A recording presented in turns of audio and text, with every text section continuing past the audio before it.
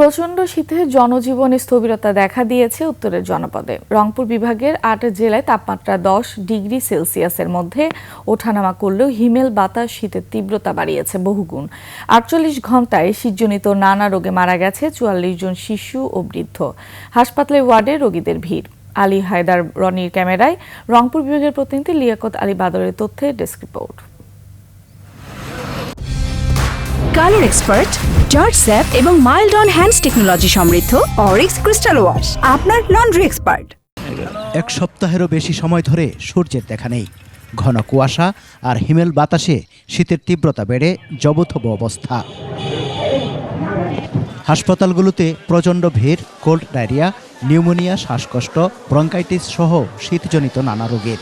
উত্তরের সবচেয়ে বড় চিকিৎসা কেন্দ্র রংপুর মেডিকেল কলেজ হাসপাতালে তিল ধারণের ঠাঁই নেই। মেঝে, প্রবেশপথের বারান্দা, এমনকি অলিগলিতেও শয্যা পেতে চিকিৎসা নিচ্ছেন রোগীরা।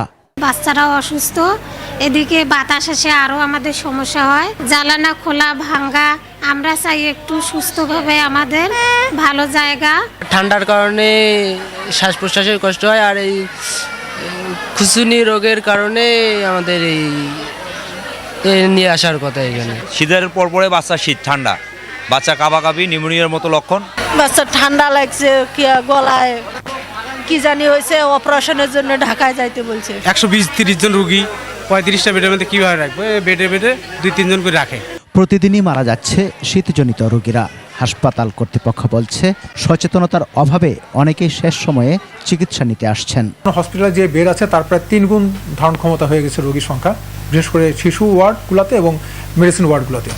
এই জন্য আমাদের ডাক্তার নার্স এবং যারা আছে তারা অধিক সংখ্যাভাবে এই ক্ষেত্রে এক্সট্রা সার্ভিসের মধ্যে দিয়ে আমাদের চিকিৎসা দিয়ে যাচ্ছে। শৈত্যপ্রবাহ অব্যাহত থাকলে হাসপাতালের বাইরে বিকল্প উপায়ে চিকিৎসা সেবা নিশ্চিত করার দাবি ভুক্তভোগীদের। সমর ইসলাম, 21 টেলিভিশন।